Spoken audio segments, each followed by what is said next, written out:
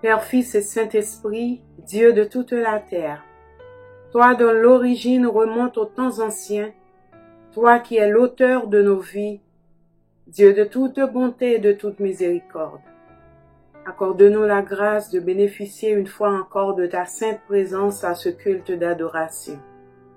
Agrée nos chants, nos prières, et rends-nous attentifs à la parole que tu veux nous donner aujourd'hui par la bouche de ton messager. Ô Dieu, par ta grâce, fais que cette parole trouve en nous un terrain propice pour germer, grandir et porter du fruit en abondance. Aide-nous, Dieu Tout-Puissant, à garder le bon dépôt que tu as fait en nous et qu'il soit profitable pour nous et pour tous ceux qui nous touchent de près ou de loin. À toi tout honneur, toute gloire et louange, dès maintenant et à jamais. Amen. Bienvenue, chers frères et sœurs en Jésus-Christ, amis de partout, à ce culte d'adoration. Restons unis et connectés virtuellement. Dieu transcende les limites du temps et de l'espace. Sa bénédiction n'a pas de barrière. Soyez pleinement bénis en profitant de ce moment d'adoration. Qu'il en soit ainsi, au nom de Jésus-Christ, notre Seigneur. Amen.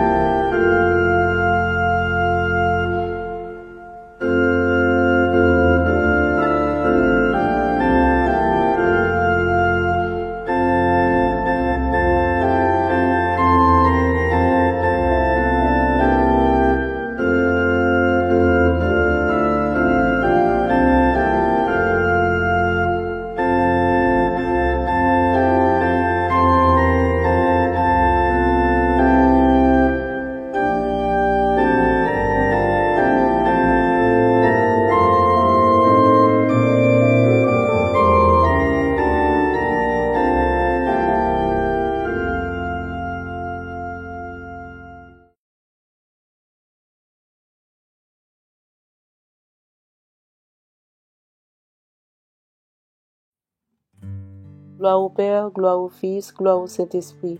Dieu éternel, notre Seigneur en Jésus-Christ, nous voici, Seigneur, devant ta face pour t'adorer, pour te louer, pour te donner gloire, Seigneur, pour tout ce que tu as fait dans notre vie. Merci pour ta bonté, merci pour ta grâce, merci pour tes bienfaits envers nous. Oui, Seigneur, nous voulons te remercier pour ta miséricorde envers nous au jour le jour. Nous voulons te remercier parce que tu es le Dieu des dieux. Tu as accompli des merveilles dans notre vie chaque jour. Tu nous as gardés, tu as dirigé nos pas à travers nos activités. Oui, Seigneur, tu nous as protégés contre les obstacles. Tu nous as sécurisés, Seigneur, contre les maladies du siècle, Seigneur. Merci Dieu 3 fois saint. Nous voulons ce matin encore de plus t'adorer. Nous voulons t'adorer parce que Tu es le Dieu des dieux. Nous voulons t'adorer, Seigneur, parce que tu es le roi des rois. Nous voulons t'adorer, le Seigneur, parce que tu es le Seigneur des seigneurs. Tu as la capacité de voir tout ce qui se passe dans notre vie. Tu connais tout ce qui nous traverse, Éternel. Nous t'adorons. Nous t'adorons parce que tu nous as créés à ton image, Père. Tu as créé la nature, tu as créé le ciel, tu as créé le monde entier, Seigneur. Et tu nous as donné ça comme héritage, Seigneur. Tu as pris soin de nous chaque jour, Éternel Dieu. Nous t'adorons parce que tu es le Dieu sur qui nous pouvons mettre toute notre confiance. Merci, Seigneur. Merci. Tu es le Seigneur omnipotent. Tu es le Seigneur omniscient. Nous t'adorons, Éternel Dieu. Nous te glorifions, Seigneur.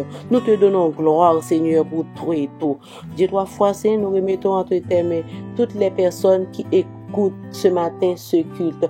Nous te demandons de les bénir, de jeter ta bénédiction sur chacun d'eux et de permettre, Seigneur, parmi eux, des gens qui ont besoin de ta présence, des gens qui ont besoin d'être plus proches de toi, Seigneur. Nous te demandons de leur donner un toucher, Seigneur, de leur donner un toucher, Seigneur, afin qu'ils puissent rester soudés à toi et à toi seul, Seigneur. Dieu, 3 fois, Seigneur, nous comptons sur toi, nous t'aimons, nous t'adorons, nous t'apprions ainsi, au nom de ton Fils Jésus-Christ. À lui seul soit la gloire, l'honneur, la louange, au siècle des siècles. Amen.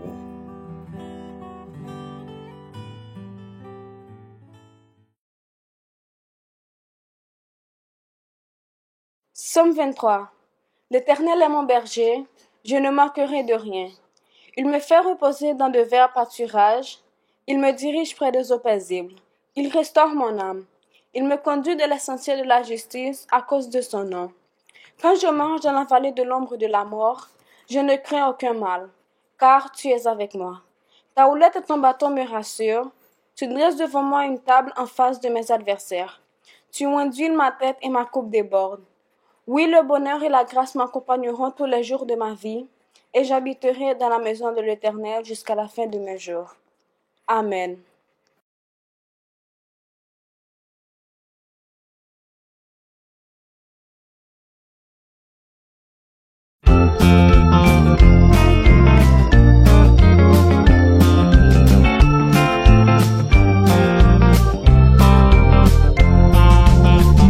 C'est l'ami céleste, Jésus seul, les ans s'en vont, cet ami me reste, Jésus seul, cet ami connaît mes alarmes, son amour guérit ma douleur. Sa main essuie toutes mes larmes.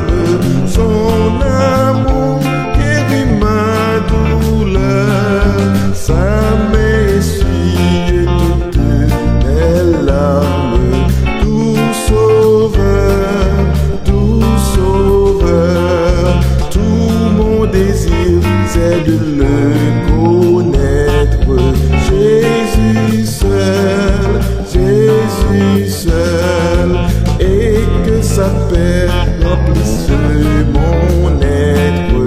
Jésus seul, cet ami connaît mes alarmes, son amour guérit ma douleur, ça m'essuie toutes mes larmes. Tout sauveur, dans le danger, toujours il me garde. Jésus seul, dans mes soucis, à lui je regarde. Jésus seul, cet ami connaît mes alarmes, son amour guérit ma douleur, ça m'essuie toutes mes larmes. Doux sauveur, cet ami connaît mes alarmes, son amour guérit ma douleur, ça m'essuie toutes mes larmes. Doux sauveur, cet ami connaît mes alarmes, son amour guérit ma douleur, ça m'essuie toutes mes larmes. Doux sauveur, ça m'essuie toutes mes larmes. Doux sauveur, ça m'essuie toutes mes larmes. Doux sauveur.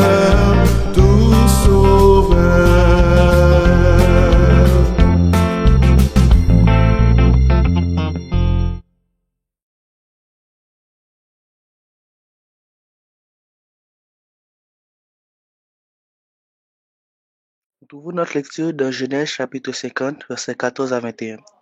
Genèse chapitre 50, versets 14 à 21. Joseph, après avoir enterré son père, retourna en Égypte avec ses frères et tous ceux qui étaient montés avec lui pour enterrer son père. Quand les frères de Joseph virent que leur père était mort, ils dirent: Si Joseph nous prenait en haine et nous rendait tout le mal que nous lui avons fait, et ils firent dire à Joseph: Ton père a donné cet ordre avant de mourir.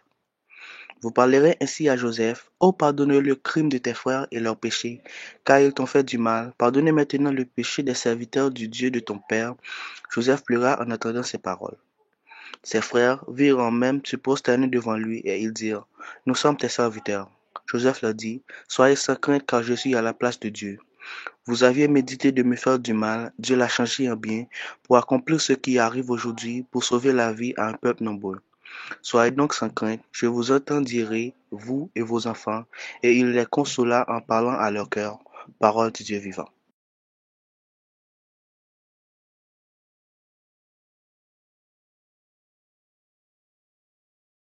Acte 8, verset 1 à 8.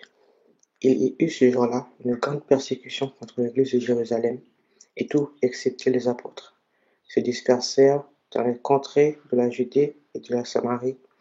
Des hommes pieux ensevelirent Étienne et le pleurèrent à grand bruit. Saul, de son côté, enrageait l'église, pénétrait dans les maisons, il y en arrachait hommes et femmes, et les faisait jeter en prison. Ceux qui avaient été dispersés allaient de lieu en lieu annoncer la bonne nouvelle de la parole. Philippe, étant descendu de la ville de Samarie, y prêchait le Christ. Les foules tout entières étaient attentives à ce que disait Philippe, lorsqu'elles attirent et virent les miracles qu'il faisait, car les esprits impurs sortirent de plusieurs démoniaques en poussant des cris, et beaucoup de paralytiques et de boiteux furent guéris.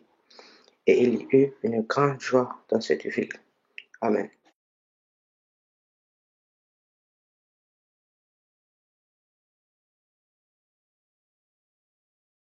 Notre dernière lecture se trouve dans l'Évangile selon Matthieu, chapitre 6, les versets 25 à 34. Matthieu 6, versets 25 à 34. C'est pourquoi je vous dis, ne vous inquiétez pas pour votre vie de ce que vous mangez, ni pour votre corps de quoi vous serez vêtus. La vie n'est-elle pas plus que la nourriture et le corps plus que le vêtement? Regardez les oiseaux du ciel, ils ne sèment ni ne moissonnent, et ils n'amassent rien dans des greniers, et votre Père céleste les nourrit. Ne valez-vous pas beaucoup plus qu'eux? Qui de vous, par ses inquiétudes, peut ajouter une coudée à la durée de sa vie? Et pourquoi vous inquiétez au sujet du vêtement? Considérez comme croissent les lys des champs, ils ne travaillent ni ne filent. Cependant, je vous dis que Salomon même, dans toute sa gloire, n'a pas été vêtu comme l'un d'eux. Si Dieu revêt ainsi l'herbe des champs, qui existe aujourd'hui et qui demain sera jetée au four, ne vous vêtira-t-il pas à plus forte raison, gens de peu de foi? Ne vous inquiétez donc point, et ne dites pas, que mangerons-nous? Que boirons-nous? De quoi serons-nous vêtus? Car toutes ces choses, ce sont les païens qui les recherchent. Votre Père céleste sait que vous en avez besoin. Cherchez premièrement le royaume et la justice de Dieu, et toutes ces choses vous seront données par-dessus. Ne vous inquiétez donc pas du lendemain, car le lendemain aura soin de lui-même. À chaque jour suffit sa peine.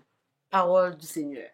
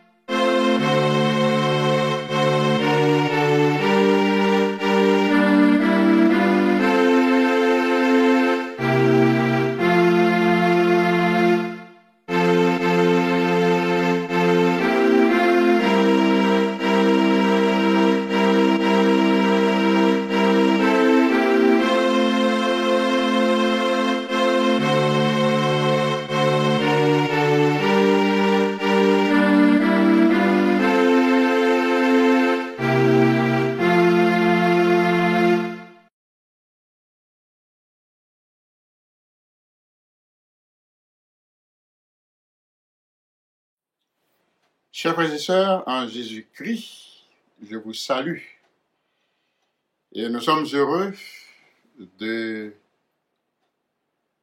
savoir que vous êtes avec nous aujourd'hui pour le message de la parole de Dieu. Nous avons fait 3 lectures. La première tirée dans Genèse chapitre 50, les versets 14 à 21.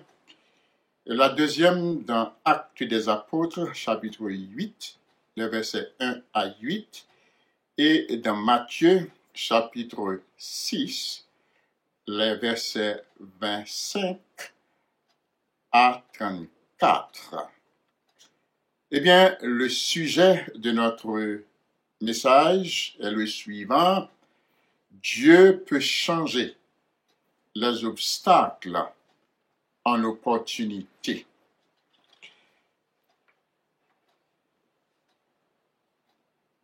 Dieu peut changer les obstacles en opportunité.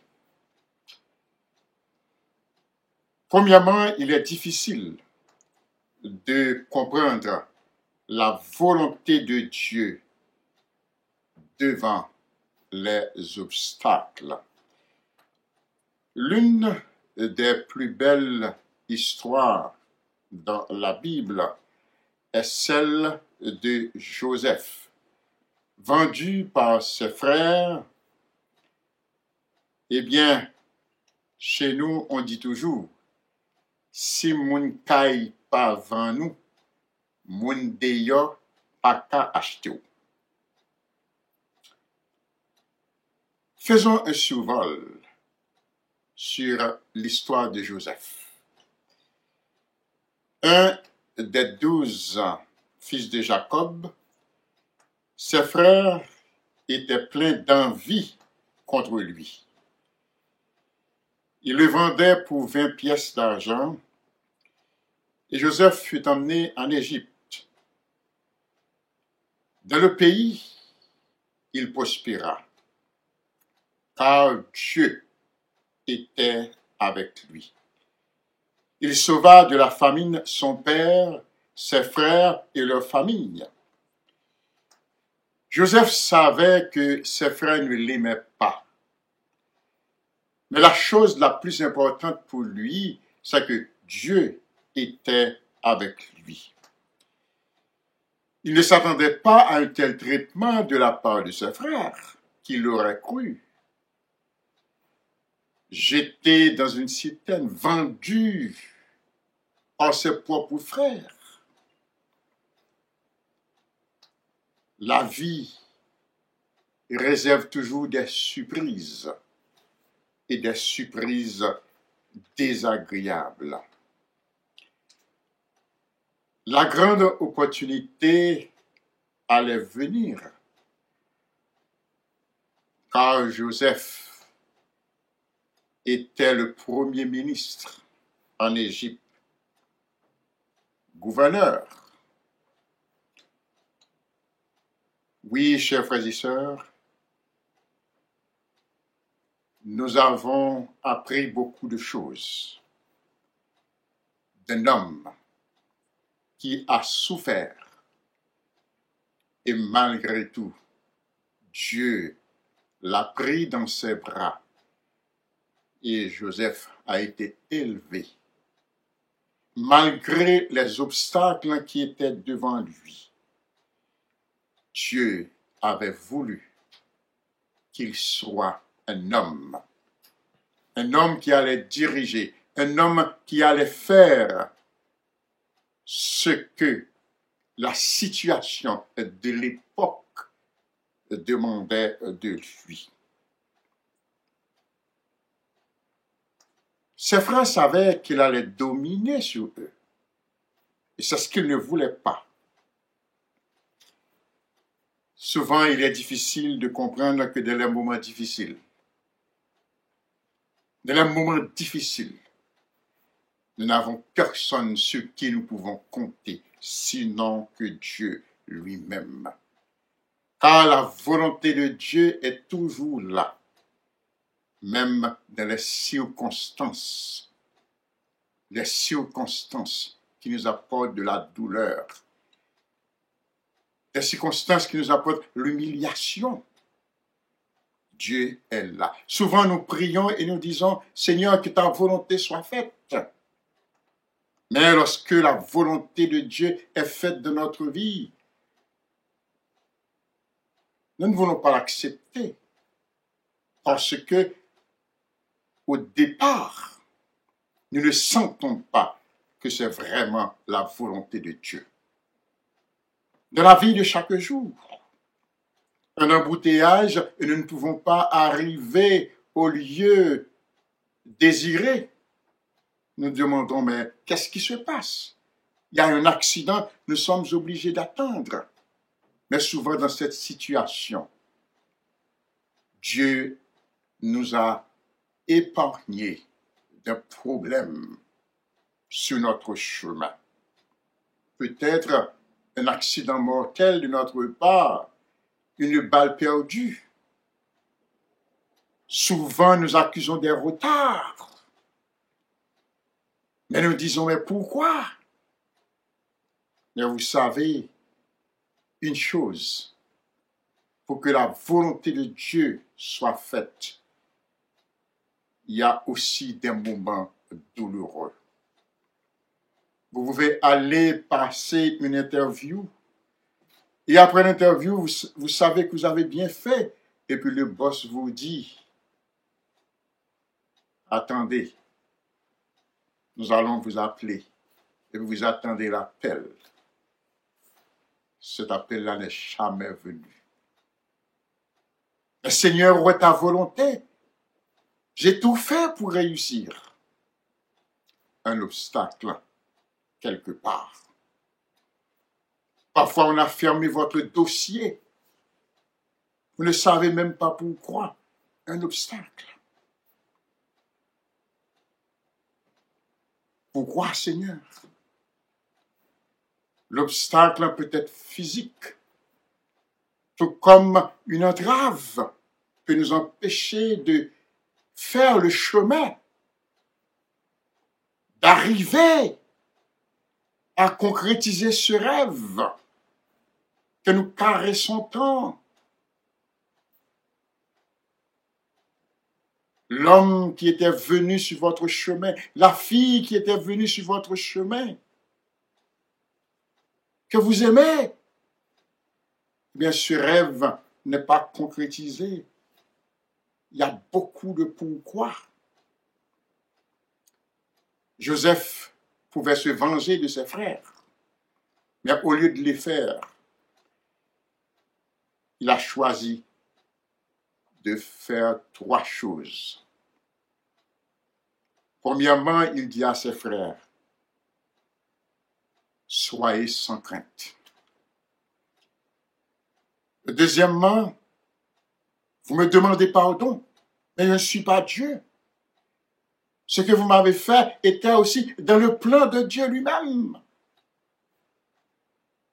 Troisièmement, il les consola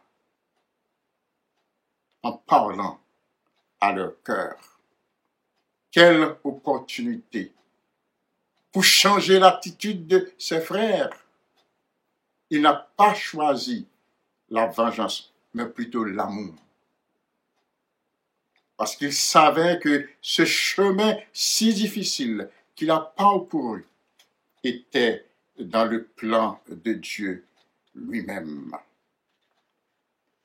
Oui, chers frères et sœurs, nous arrivons au deuxième point. Les premiers disciples faisaient face à des obstacles que les persécuteurs avaient créés sur leur chemin. Comme serviteurs de Dieu, ils se disaient en eux-mêmes, mais nous aimons notre Seigneur. Nous voulons continuer à proclamer l'évangile de grâce. Eh bien, ce qu'ils faisaient, c'est de partir, chercher refuge dans les contrées voisines, face à un Paul qui a approuvé le meurtre d'Étienne. Ce dernier, accusé de blasphème, traduit devant le Sanhédrin et ensuite lapidé par les Juifs. Quelle horreur! Cette dispersion allait devenir une grande opportunité pour les premiers chrétiens, car au lieu de se taire, eh bien, ces disciples, selon Actes des Apôtres, chapitre 8, le verset 4, ce verset nous dit, ceux qui avaient été dispersés allaient de lieu en lieu, annonçant la bonne nouvelle de la parole.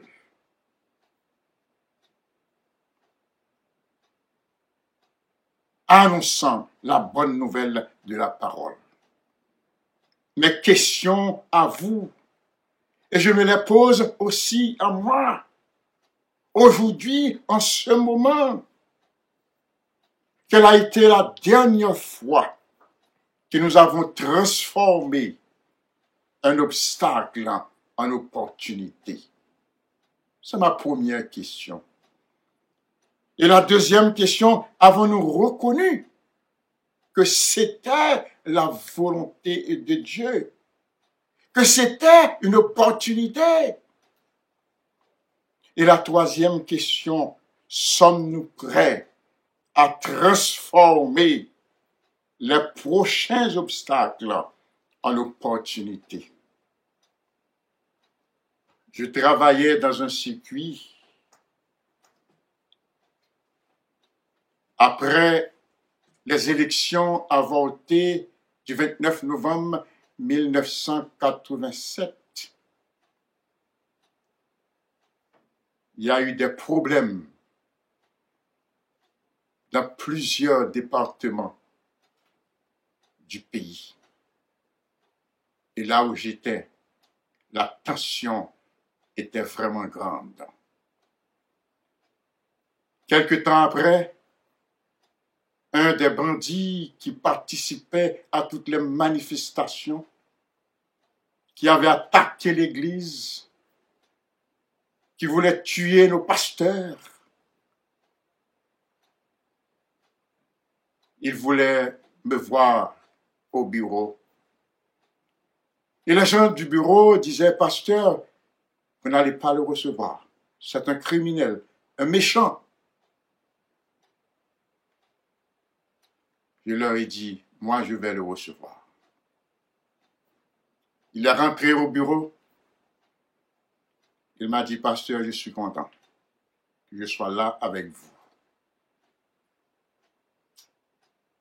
Je suis un homme qui a fait beaucoup de tort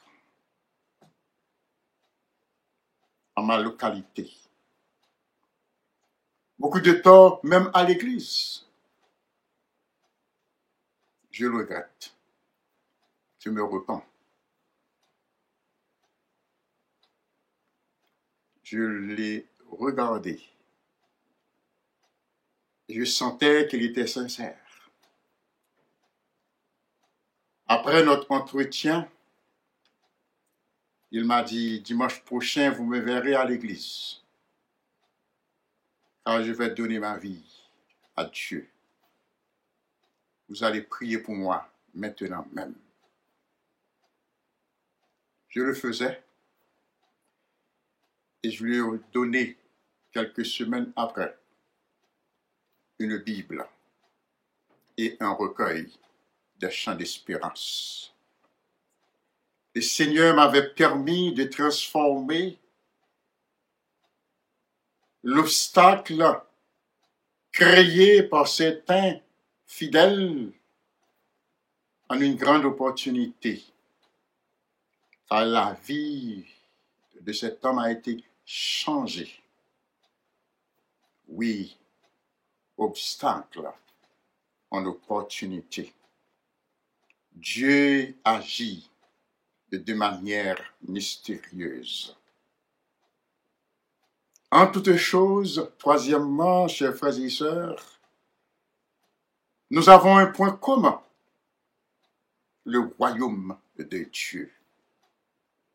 Dans Matthieu chapitre 6, le verset 33, nous disons, « Cherchez premièrement le royaume et la justice de Dieu, et toutes ces choses vous seront données par-dessus. » Jésus, dans ce chapitre, donne beaucoup de préceptes.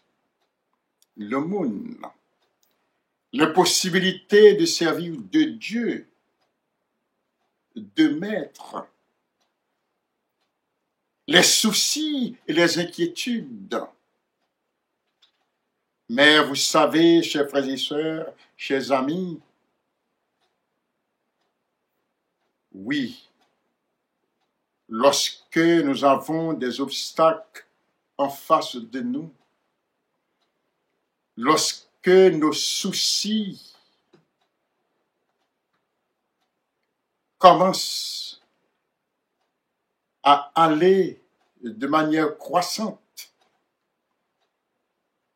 eh bien, nous pouvons toujours compter sur Dieu pour satisfaire à nos besoins. Il a des réponses à nos pourquoi, parce qu'il est le Seigneur des seigneurs, le roi des rois, le sauveur du monde.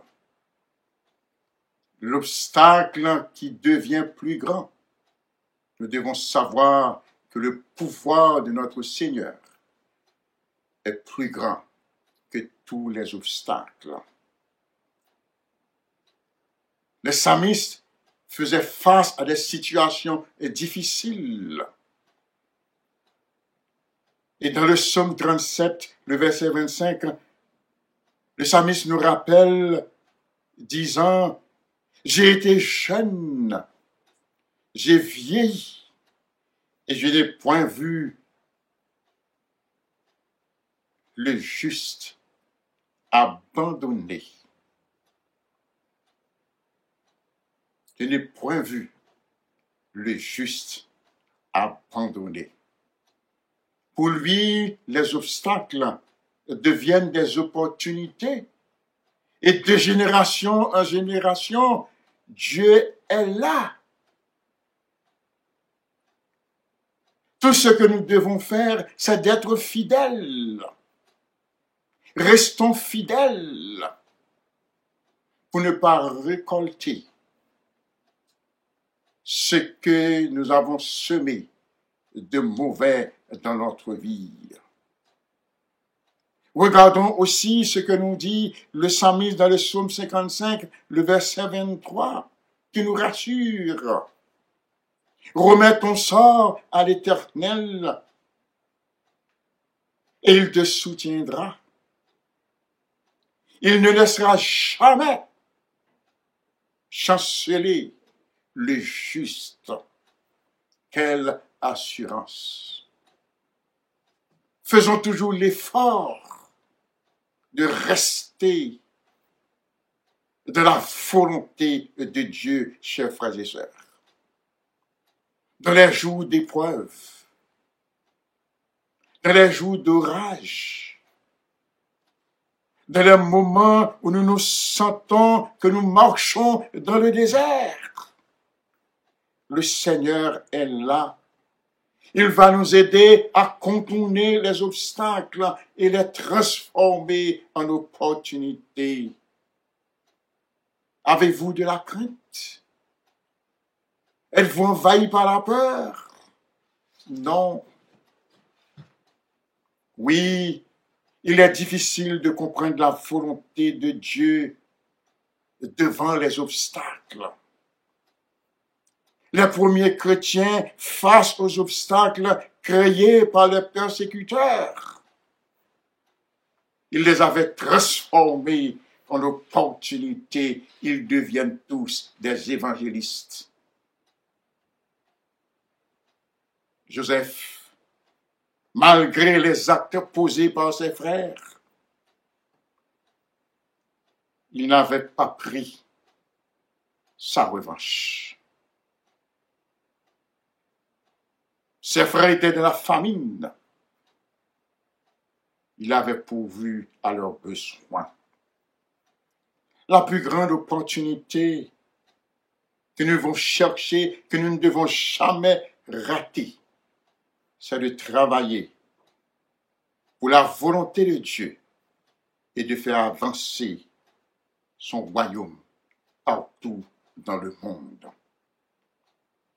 Prions pour que ces obstacles ne soient plus obstacles pour nous, mais qu'ils deviennent des opportunités dans notre vie et la vie de ceux qui viennent en contact avec nous. Que nous soyons tous bénis au nom du Père, du Fils et du Saint-Esprit. Amen.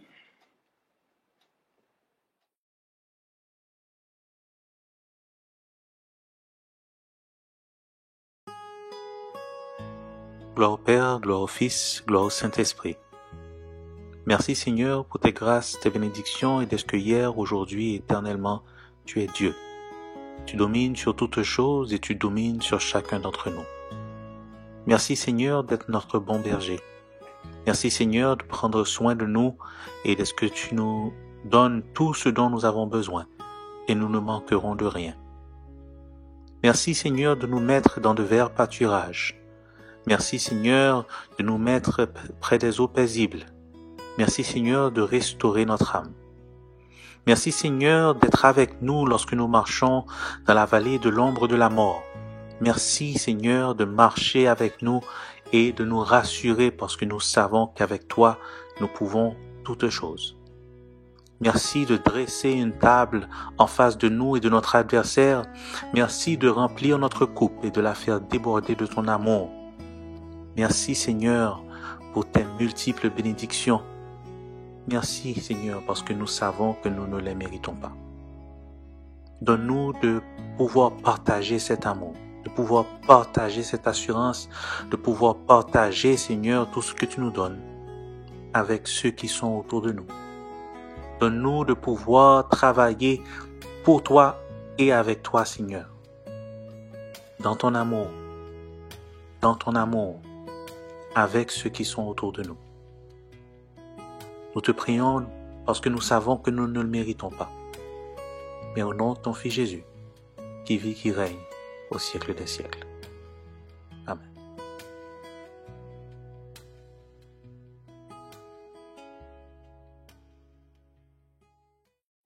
Bonjour bien-aimés dans le Seigneur, c'est le moment de prêter attention aux différentes annonces de la semaine. Tous les matins à partir de 6 heures, dévotion matinale sur WhatsApp de la communauté et un peu plus tard sur Facebook. Tous les mardis soirs à partir de 7 heures, moment de prière, de méditation sur Zoom. Le code et le mot de passe sont affichés le jour même sur la plateforme WhatsApp de la communauté. Tous les vendredis soirs à 7 heures, étude biblique avec le pasteur Éric Kernizan sur Zoom. On publie les références sur la plateforme WhatsApp de la communauté le jour même. Tous les 2 samedis à partir de 6 heures du soir, formation continue pour les prédicateurs sur Zoom avec le pasteur Gessner Paul. Consultez la plateforme Prédicateur EMEM pour vous connecter. Nous adressons nos sincères remerciements aux frères et sœurs et amis de l'Église qui ont soutenu l'œuvre de Dieu à travers leurs dons, leurs talents et leurs prières. Nous prions pour que Dieu multiplie ses bénédictions en votre faveur et en faveur de tous les membres de votre famille. Si vous avez les moyens, n'oubliez pas de nous envoyer vos dîmes et offrandes par virement Interact, EMEM 20207 à yahoo.com, ou bien par PayPal avec le site de l'Église, égliseméthodiste.com. Cependant, avec le site de l'Église par PayPal, il y a des frais de 3,20% qui sont déduits du montant que vous envoyez et ces frais-là ne sont pas remboursables. Contactez-nous si vous avez des difficultés pour le faire. N'oubliez pas, surtout frères et sœurs, n'oubliez pas de contacter les sœurs Ludmilla Saint-Louis et Marilyn Kernizan pour acheter votre livre de dévotion à $20 l'unité. N'oubliez pas de le faire, frères et sœurs, parce que ces livres sont produits et ils n'attendent que vous encouragez l'œuvre de la Ligue des femmes. Nous vous disons un grand merci et nous vous souhaitons de passer une excellente semaine sous la haute protection du Tout-Puissant Seigneur. Amen.